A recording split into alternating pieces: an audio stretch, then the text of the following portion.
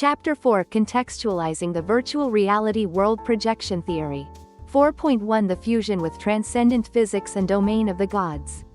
A more speculative line of thought in recent decades has been the virtual reality world projection theory, often associated with what some call the domain physics school or storage school.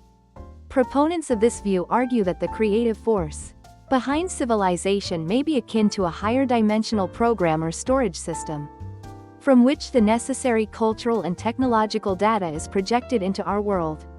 According to this hypothesis, the sudden emergence of Sumerian civilization with its sophisticated administrative, religious, and technological systems could be interpreted as a deliberate projection of a higher-level program intended to accelerate human development. Once this projected phase was completed, the data was recalled or terminated, explaining the disappearance of the Sumerian civilization from historical records. 4.2, Affinity with the biblical tradition, a flood reset meta-interpretation. If an actual catastrophic flood occurred in ancient Mesopotamia, it might be understood within the virtual reality framework as a reset event, programmed by higher forces. In Sumerian myth, Enki's intervention in the flood narrative, in which he warns Ziusudra or Atrahasis through a barrier of reeds, can be seen as analogous to the biblical command to Noah to build an ark. This parallel supports the idea that the Sumerian flood myth, and by extension, the Noah narrative, are not merely mythological recollections, but could represent deliberate interventions by a higher dimensional creator, seeking to regulate or reboot human civilization. The metaphor of a flood reset fits well with the notion that our historical reality may be a constructed simulation, where periodic resets are necessary to correct anomalies. 4.3, The challenge of distinguishing fact from speculation. While the virtual reality hypothesis provides a tantalizing framework to interpret ancient mysteries, it remains highly speculative from the standpoint of conventional historical research. The suggestion that Sumerian civilization was a projected phenomenon of a higher dimensional system, and that its myths and traditions, especially those concerning the flood, are embedded with clues to this underlying reality, is an intriguing but unproven idea. Nevertheless, the compelling parallels between Sumerian narratives and later biblical traditions have encouraged many scholars and enthusiasts of comparative mythology to explore these connections further. In particular, the identification of Ziusudra or Atrahasis as the prototype for Noah has found widespread support among comparative mythologists, lending credence to the view that ancient flood myths have a common origin, even if their precise nature remains elusive. Chapter 5, The quest for immortality and the reality of the flood myth. 5.1, The immortality plant as the archetype of the tree of life. One of the most famous motifs in the Epic of Gilgamesh is the quest for the plant that grants immortality. In the epic, Gilgamesh ultimately obtains this plant of eternal youth, only to have it stolen by a serpent. This narrative, tragic in its design, underscores the theme that immortality is beyond the reach of mortals. The motif of the immortality plant bears similarities to other cultural symbols, such as the tree of life found in various traditions, suggesting a universal human fascination with eternal life. If the Sumerians indeed considered their land as potassium iodide Ngi, Gengi, which some have interpreted as the land of the master of reeds, then the symbolic connection between reeds, water, and the regenerative properties of nature becomes even more pronounced. 5.2, The historicity of the Great Flood. The possibility that the Mesopotamian flood actually occurred is taken seriously in academic circles.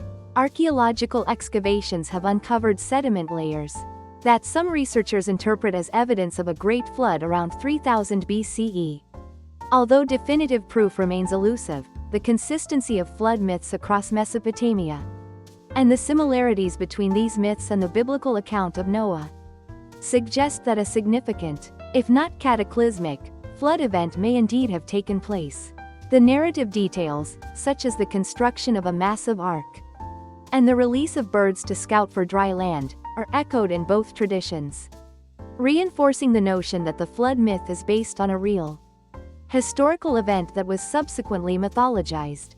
5.3, Evaluating the high likelihood of historical reality.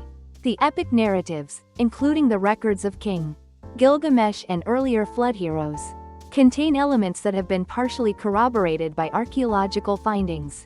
This lends credence to the hypothesis that while these stories have been embellished, they may have a basis in historical reality. If figures like Ziusudra or Atrahasis were actual historical persons whose experiences of a catastrophic flood were later mythologized, then the Sumerian flood myth may well be considered the prototype for the biblical Noah story. In this way, the attribution of an archetypal status to Ziusudra as the Noah of Sumer is not an exaggeration, but a plausible conclusion based on comparative mythology. Chapter 6: Sumerian Civilization in the Old Testament. Archetypes and Reflections. 6.1 The transmission of the flood myth to the Bible. The flood myth, which was widely shared in ancient Mesopotamia, appears to have been transmitted to the ancestors of the Hebrews, and subsequently incorporated into the Old Testament's account of Noah's flood, Genesis chapter 69. Not only do the overall structures of these narratives match, but specific elements such as the divine covenant established after the flood, and the idea of a selective preservation of humanity are strikingly similar. The detailed instructions for constructing an ark further strengthen the connection between the Sumerian and biblical traditions. It is thus widely believed that the Sumerian and Akkadian flood myths served as the foundation for the biblical narrative of Noah. 6.2 Enki and the Sumerians' self-designation.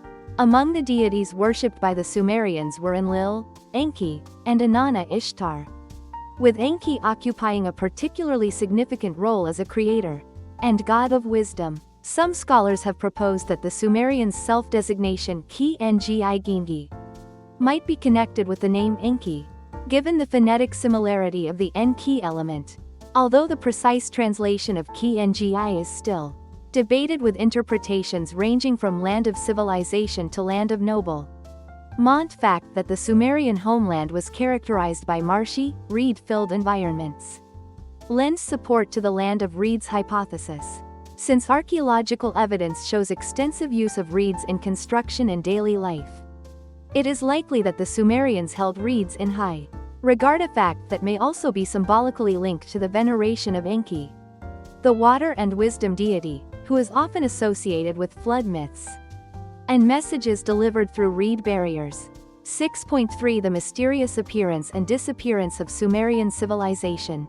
Archaeological records indicate that Sumerian civilization emerged suddenly, displaying an extraordinarily high level of cultural sophistication, only to gradually be assimilated by succeeding cultures such as the Babylonians and Akkadians.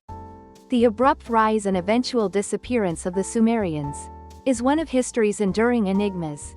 It is as if they appeared on the historical stage in a burst of civilization and, having fulfilled their purpose, were systematically absorbed into later cultures. The fact that the mythological narratives, including the flood legend, have been transmitted through subsequent civilizations, including their influence on the Old Testament, is evidence of the profound impact of Sumerian culture on human religious and cultural memory.